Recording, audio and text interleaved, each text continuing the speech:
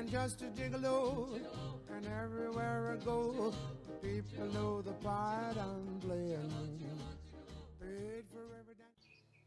Et bonjour à tous. Nous nous retrouvons actuellement sur Medieval Total War 2, le meilleur jeu de la Terre, et nous jouons contre le meilleur joueur de la Terre, c'est-à-dire Telkondar, un très bon ami. Nous sommes déployés sur la colline, donc c'est je sais pas comment on appelle ça, un replay de la bataille. Et je joue les états pontificaux simplement pour une seule unité qui sont les fanatiques religieux que j'adore, qui ont totalement le skill avec leur apparence de gars de secte un peu. J'adore ces mecs, ils ont une bonne attaque et ils sont très corrects. Leur armure est un peu merdique, mais c'est pas grave. Alors, mon arme principale, ça va être les 4 coulevrines, enfin les 4 unités de coulevrines qui sont déployées, donc 2 ici et 2 sur la colline. Et voilà, ici ils avancent pour se mettre à portée des ennemis.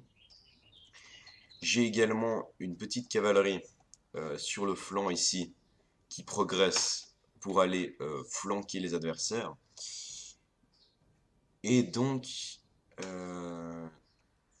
nous avons également, c'est à peu près tout, des milices de Vougier, 3 unités d'arbalétrier avec pavois, et la fameuse garde suisse qui est totalement classe. D'ailleurs, cette image comme ça, cette vidéo comme ça, est totalement classe, avec les hallebardes qui défilent. C'est plutôt stylé. Alors, on va voir maintenant l'armée de Telkondar, qui est franchement un assez bon joueur. Alors, il a des chevaliers anglais à pied. Son unité qui va être très chiante pour moi, ce sera ses suites de grands archers et ses grands archers tout court. Les tireurs d'arquebus seront assez chiants aussi. Il a une bonne cavalerie ici, qui est rassemblée, les chevaliers anglais et les demi-lanciers. Alors les demi-lanciers, ils sont totalement pétés. Je tiens à le préciser, on va le voir pendant la bataille. Ils sont vraiment totalement pétés. Qu'est-ce qu'on a d'autre? Les sergents lourds pour protéger de la cavalerie, les grands archers, voilà. Et d'autres grands archers. Donc il a 4 unités d'archers. Alors ici, nous assistons actuellement à une très très longue phase de bombardement. C'est-à-dire qu'il y aura quelques combats de cavalerie, mais la phase de bombardement est extrêmement longue. Voilà, on peut voir un canon qui tire là-bas. Alors, j'avais plus de coulevrines que lui, donc j'étais assez avantagé pendant cette phase. J'ai pu faire pas mal de dégâts. Voilà, ici, ils vont avancer encore les coulevrines pour se mettre à portée. Enfin, je sais pas ce qu'ils font. Et donc, je vous propose de skipper cette partie. Voilà, on a des tirs ici. Est-ce qu'ils sont très précis? Je ne crois pas. Mais en bref, je vais passer et on se retrouve au début de la bataille. Alors voilà, on a avancé un peu dans la partie. Maintenant, on se retrouve avec cette incroyable charge de cavalerie des demi-lanciers anglais qui remonte la colline ici. Et pendant ce temps, je les vois venir et je vais déplacer cette cavalerie ici pour les contrer, car dans ce jeu, en fait, j'ai l'impression que le meilleur contre de la cavalerie, c'est la cavalerie. C'est même pas les Vougiers, parce que les Vougiers, si la cavalerie s'enfuit, elle ne peut pas les rattraper, alors que la cavalerie, elle peut chasser à travers toute la map la cavalerie ennemie. Ici, ma cavalerie de flanc a avancé là-bas, comme on peut le voir. On va faire un petit zoom. Ici, il me semble une unité de mercenaires et une unité de troupes régulières, donc des lanciers Spezzetta et des Condottieri, qui sont des condottieri. C'est pas du tout ce que c'est pas du tout ce qu'écrit. Et donc,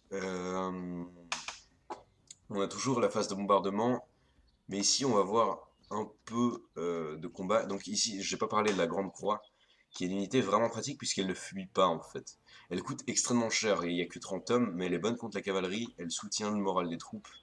C'est franchement une unité pas mal, elle a un petit peu la classe avec la petite croix comme ça.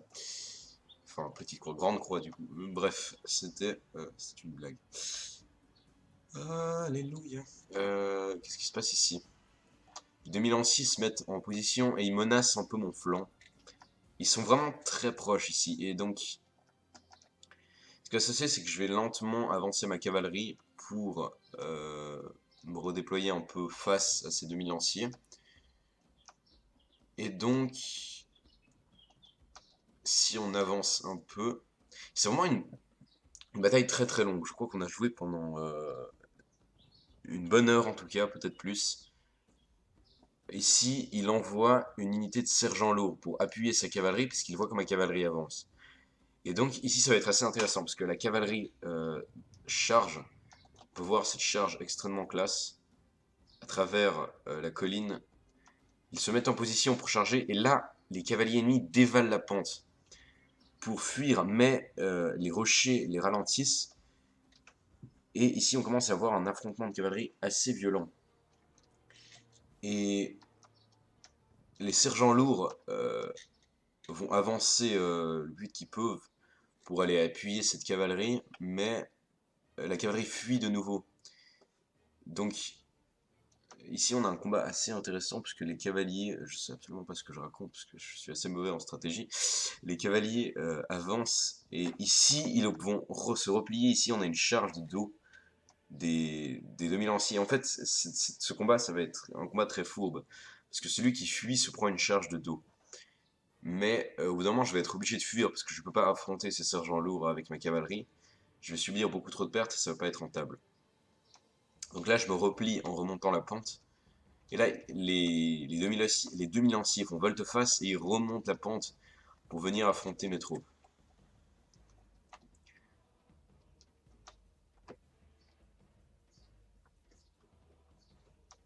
Voilà. On va avancer un peu. Ici, les 2000 lanciers font une charge pour venir engager mes lanciers Spezzata. Et en gros, ça va être un combat de cavalerie comme ça, avec des fuites, des charges, des fuites, des charges comme ça. Jusqu'au moment où on va avancer un peu.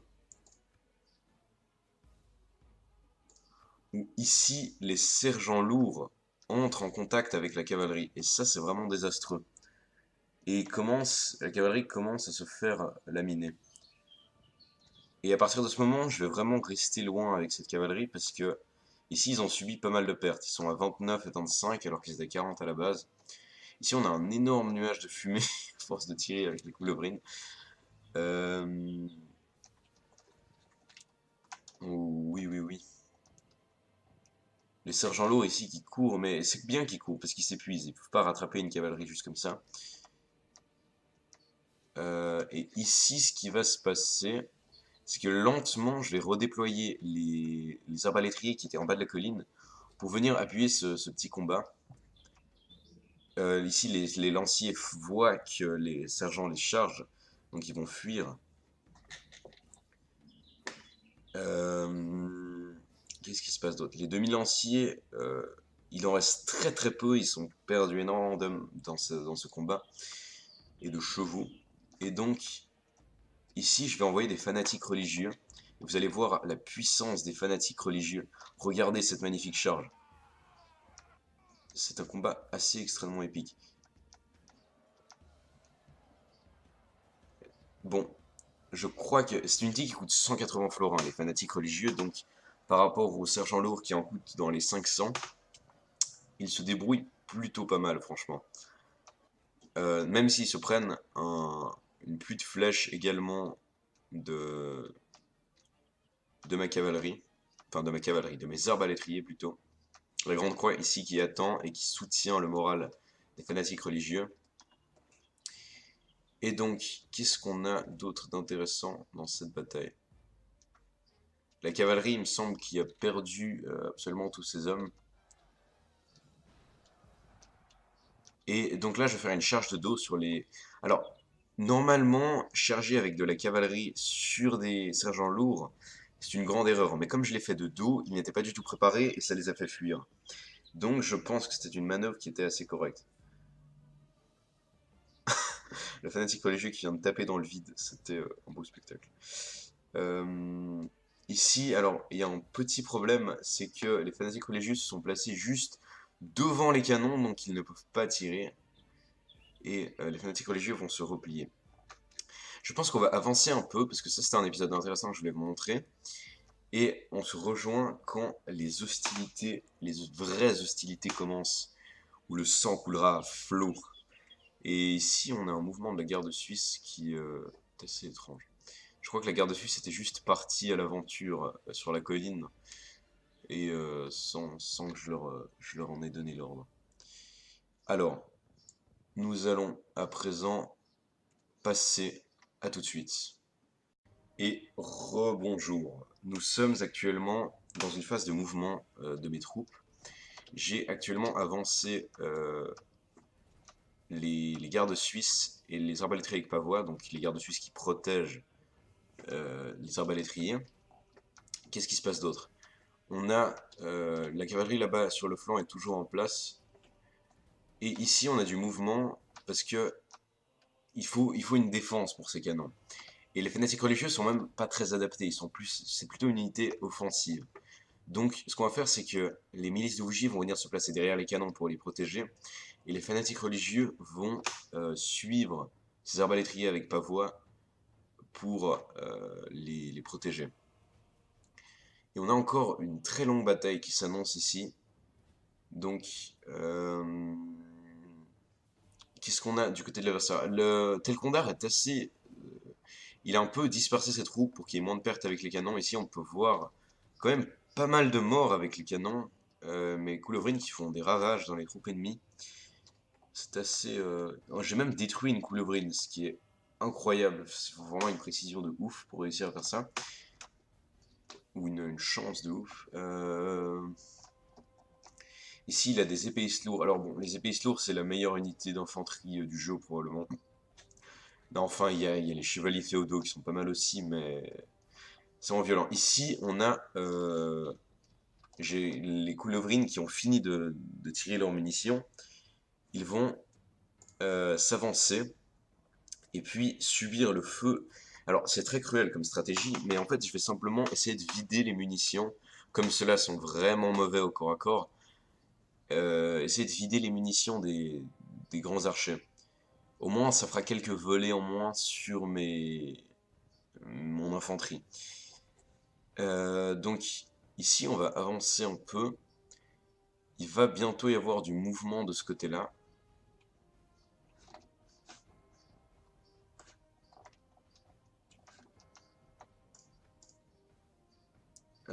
On a du mouvement là-bas. Qu'est-ce qui se passe? Ici, il va déployer ses tireurs d'arquebuse pour contrer. Donc ici, j'ai avancé mes arbalétriers avec pavois. Pour contrer un peu son attaque. Et les arbalétriers avec pavois qui tirent déjà, qui sont à portée des tireurs d'arquebuse. Donc ici, on a des tirs assez stylés. Les tireurs d'arquebuse qui vont subir les tirs des états pontificaux. Mais ils sont protégés, ils sont bien protégés par des suites de grands archers. Bon, des suites de grands archers, c'est pas une très bonne protection. Mais les chevaliers anglais à pied qui sont des très bonnes unités. Ici, on a encore des chevaliers anglais qui attendent patiemment. Alors, ici, il s'est passé des choses que je n'ai pas pu vous montrer. C'est-à-dire que la cavalerie qui était sur le flanc a fait une charge. Déjà, il y a eu un combat de cavalerie non loin de là. Attendez, je vais vous trouver ça. C'était ici, je crois. Ils ont subi pas mal de pertes dues aux tirs ennemis. Et ils ont dû se replier pour ne pas mourir. Voilà, c'était ici, il y avait un énorme affrontement de cavalerie entre les 2000 lanciers et la cavalerie des États pontificaux, donc ma cavalerie, qui a fait pas mal de morts. Et regardez-moi ce désastre ici, tous ces chevaux, tous ces hommes tombés à terre. Donc, revenons-en au champ de bataille. Ici, les arbalétriers attendent toujours et je vais essayer de vous montrer. On va passer un peu, parce que sinon la vidéo va être beaucoup trop longue. On va passer un peu l'avancement des arbalétriers avec pavois qui est assez stylé. Ici, ils se replient sur le flanc droit. Et ici, les arbalétriers qui avancent de nouveau, qui avancent et qui vont re-avancer encore pour pour se mettre vraiment à portée de ces unités. Ici, ils subissent le tir des couleurs ennemies, mais ce n'est pas si grave. Ils ont subi une perte, donc bon, pour l'instant, ils sont en... Ok, ici ça devient intéressant. On a les lanciers Spezzatta qui essayent de charger cette unité isolée. Alors, j'avais pas vu ces sergents lourds, j'ai cru que c'était des archers. Du coup, bon, ils vont subir un tir extrêmement violent de deux flancs, et ça va les faire fuir. Alors déjà, leur charge est très foireuse, je sais pas ce qui se passait, mais ils n'arrêtaient pas de se reformer ou quoi que ce soit, et cette charge est vraiment ridicule. Regardez, ils subissent 3 volets de flèches, et ils ont perdu au moins 2 tiers de leurs hommes, et ils fuient parce que c'était la pire charge du monde, je pense. J'ai l'impression que les grands archers ont vraiment, ou les suites de grands archers, ont un très très bon, comment dire, une cadence de tir extrêmement élevée. Ils ont parcouru 100 mètres et ils ont pris 3-4 volets, donc c'était assez violent. Ici, est-ce qu'ils sont à portée? Ils sont déjà à portée des ennemis, et ils vont pouvoir commencer à tirer. Alors, les arbalétriers avec pavois qui sont vraiment bons contre les archers, parce que le... pendant qu'ils rechargent, ils sont protégés des troupes ennemies. Donc,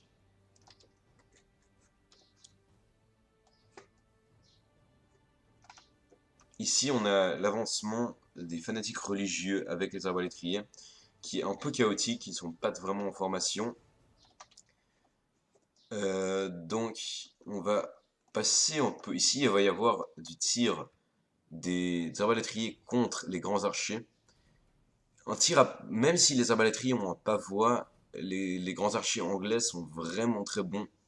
Donc il va y avoir quand même pas mal de résistance de leur côté. Euh, je pense qu'on va passer parce que j'ai l'impression que ça s'éternise un peu. C'était vraiment une bataille comme de tranchées où on tirait chacun d'abord avec les couleuvrines puis avec les archers. Il va y avoir quelques charges de cavalerie assez intéressantes à remarquer. On peut voir sur la minimap que mes... Et qu'est-ce qu'on a au niveau? Donc là, j'étais en avantage. Il y avait 34% d'ennemis tués et 25% d'alliés tués. Mais, c'était seulement grâce aux couleuvrines. J'avais plus de munitions. Donc, à ce moment, je me disais que j'étais en bonne posture. Parce que sur la minimap, je suis à peu près en train d'encercler les Anglais. Et ici, ça va être assez désastreux. On a une charge des chevaliers anglais, une très très bonne cavalerie, contre les arbalétriers avec pavois. Et à ce moment, je regardais pas et je n'ai pas vu qu'ils se sont fait complètement massacrer. Euh, les fanatiques religieux qui n'interviennent même pas, ils vont intervenir très tard, je crois. Donc, voilà, ils dévalent la pente enfin pour porter secours, mais il reste 20 arbalétriers. Ils sont essoufflés, ils sont sous le choc, et donc il n'y a plus grand chose à faire. Et les chevaliers anglais se replient, donc c'est vraiment assez désastreux de ce côté. Et maintenant, c'est les fanatiques religieux qui se prennent les tirs des... Ici, j'ai de nouveau quitté cette partie, et j'ai pas vu qu'ils ont chargé dans le tas, qu'ils ont fait n'importe quoi. Ici, on a de nouveau une charge foireuse de cavalerie. Les mercenaires qui se font défoncer par ces troupes ou cette flèche assez stylée qui vole et qui rate la cible. Cette flèche qui restera dans les annales. Elle s'éteint à tout jamais. Et elle disparaît parce que ce jeu n'est pas logique. Alors, je vous propose qu'on passe jusqu'au moment stylé de la bataille. Donc ici, on est en train d'avancer. Et il y a d'avancer dans la partie. Et ici, il y a cette position.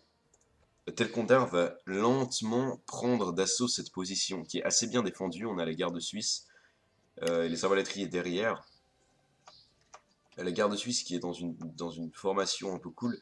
Et là, les chevaliers anglais vont essayer de contourner, mais les arbalétriers le remarquent, bien entendu. Et c'est assez classe comme ils rechargent. Et ils vont abattre cette unité de chevalier anglais qui n'a rien à faire ici. Et donc ils vont fuir sous le tir des arbalétriers. Donc pour l'instant la position est assez bien défendue. J'avais redéployé la garde suisse ici pour accueillir les chevaliers en cas de besoin. Mais donc ce qu'il va faire, c'est qu'il va gentiment essayer de l'attaquer de tous les côtés. Et c'est une position qui est assez dure à prendre, parce que bon, elle est en bas d'une colline comme ça, et il y a la garde suisse qui est une unité, bon, elle coûte 900 florins, c'est vraiment une unité d'élite. Donc là, il va gentiment essayer de percer l'armure de ces gardes suisses. Ils se remettent en formation pour essayer de... Putain, j'adore cette formation, elle est assez extrêmement incroyable. Ici, les gardes suisses qui se redéploient de nouveau. Et là, qu'est-ce qu'on a? On a l'équilibre se rééquilibre, ça veut rien dire. Les ennemis sont à 47% d'ennemis tués et nos troupes sont à 43%. Donc les États pontificaux commencent à céder leur avantage. Et les Anglais sont très bien déployés là, ils ont leur unité vraiment en position. Ils ont gardé la même position pendant toute la partie. Et lentement, ils vont s'expandre. Alors que là, je vais devoir me redéployer pour soutenir cette position qui est vraiment très importante parce que c'est un accès à la colline en fait. Il pourrait passer par là, mais la pente est vraiment raide. Donc j'ai l'impression que je dis complètement n'importe quoi. Ici on a donc toute cette infanterie qui se redéploie. Il me reste pas mal de troupes quand même, mais elles sont pas vraiment préparées. Je savais pas vraiment quoi faire de mes troupes. Et la garde suisse qui est que à 43 hommes alors qu'ils étaient 60 à la base. Donc ils ont subi pas mal de pertes des archers, mais je peux pas les bouger d'ici parce que il y a de la cavalerie qui attend ici.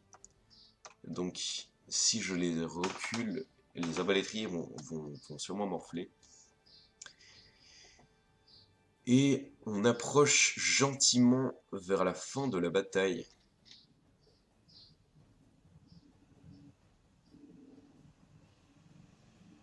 Mais on sait toujours pas qui va gagner. Et à ce moment, je savais vraiment pas qui allait gagner. Je pense que j'avais toujours mes chances à ce moment.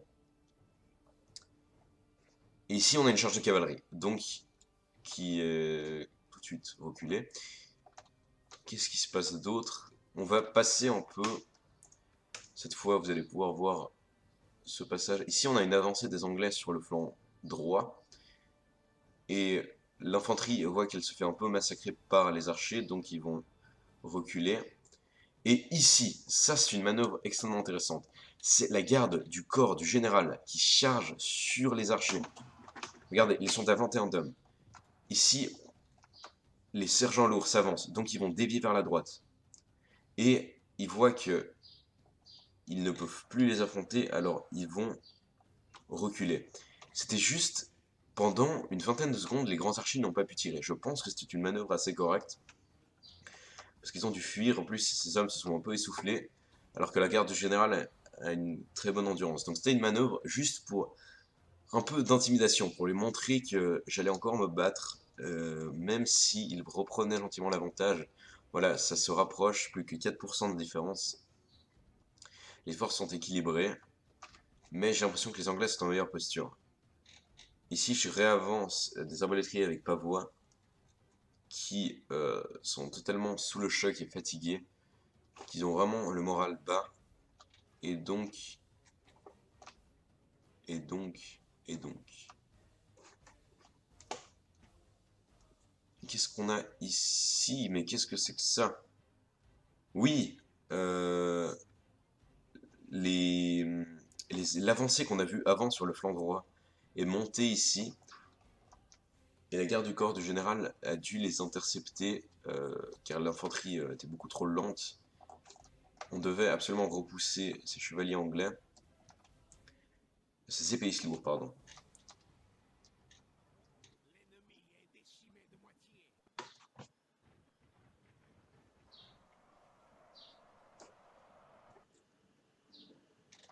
Et ici, on a un affrontement entre les fanatiques religieux et les épéistes lourds, qui est plutôt stylé. Donc là, il va redéployer sa cavalerie pour essayer de contourner cette position en fait. J'ai amené la Grande Croix pour soutenir le moral de mes hommes parce qu'il commence à être vraiment peu. Plus que 38 gardes suisses ici, 40 de l'autre. Les arbalètes avec pavois qui fuient, donc je commence à perdre un peu, à perdre position. Les arbalétriers qui sont exténués, ils essayent de fuir, mais ils vont se faire shooter par cette cavalerie. Et la garde suisse est beaucoup trop lente pour intervenir. Ils ne peuvent pas courir déjà. Donc là, ils vont essayer gentiment de venir à l'assaut, mais c'est plus une technique d'intimidation que vraiment une menace pour les chevaliers anglais. Et ils peuvent vraiment rien faire, cette garde suisse, à part camper sur cette position et attendre. Donc là, je vais essayer d'utiliser ma garde de croix, ma grande croix, pour tenir un peu le flanc droit. Et on va voir comme gentiment, on va avancer un peu. Les Anglais vont tirer et puis réduire un peu le moral de ces hommes, avec des flèches enflammées notamment. Ici, voilà, on a un double feu de là et de là sur les... Voilà, ici on a eu... vraiment, la bataille commençait à m'ennuyer. Et j'ai chargé pour chercher le contact, notamment avec le ribaudequin, j'en ai jamais parlé. Il y a un ribaudequin juste là. Les fanatiques religieux qui engagent les sergents lourds et pour l'instant, ils se font un peu encercler par mes troupes, mais mes troupes commencent à fuir. Donc, c'est une charge un peu foireuse.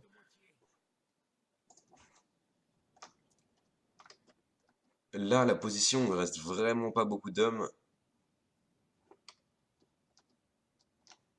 La garde suisse qui remonte la pente pour essayer de reformer une position plus haut. Mais ils vont devoir revenir parce que cette position est vraiment importante.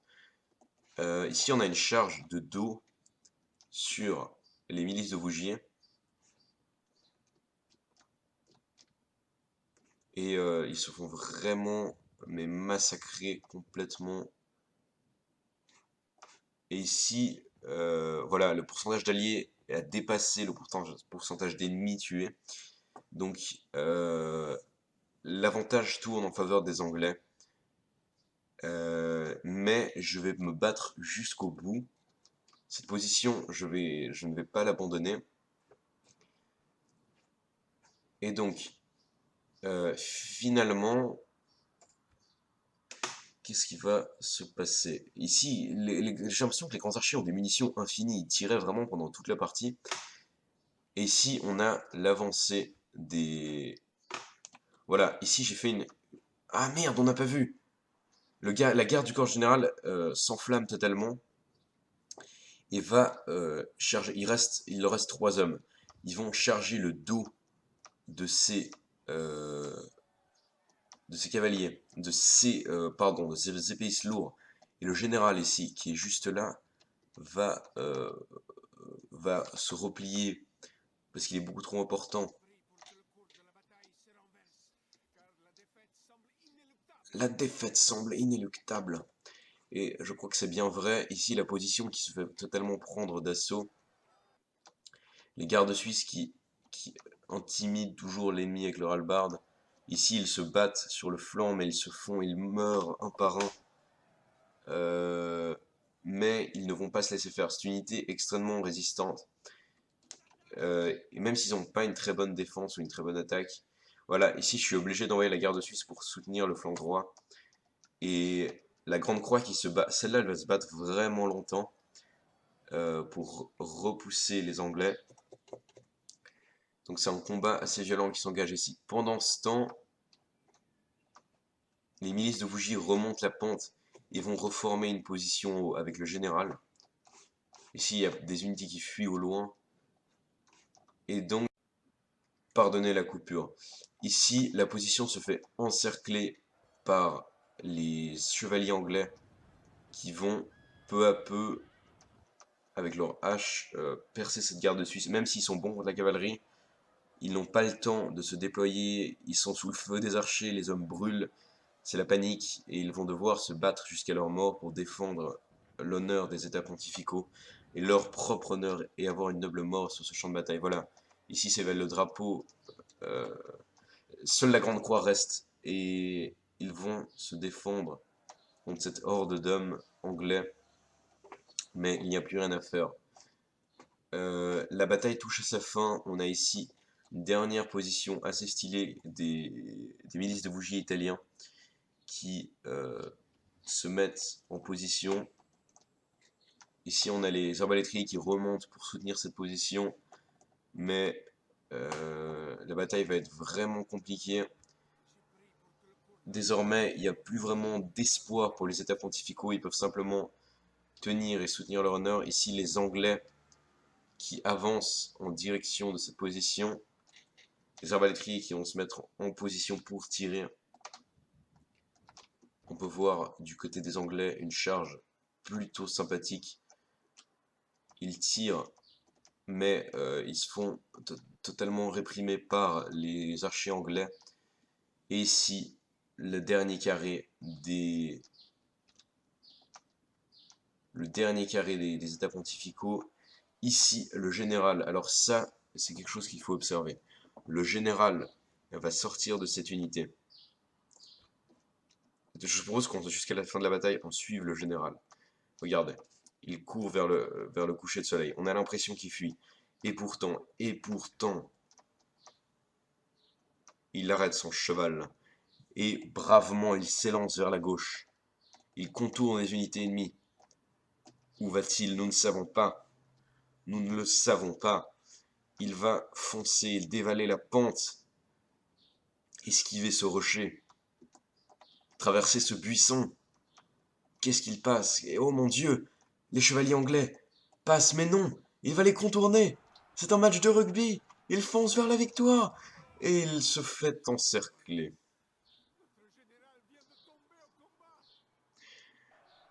C'était la défaite des États pontificaux. Merci à tous. Et à bientôt. Nous allons terminer sur le magnifique coucher de soleil.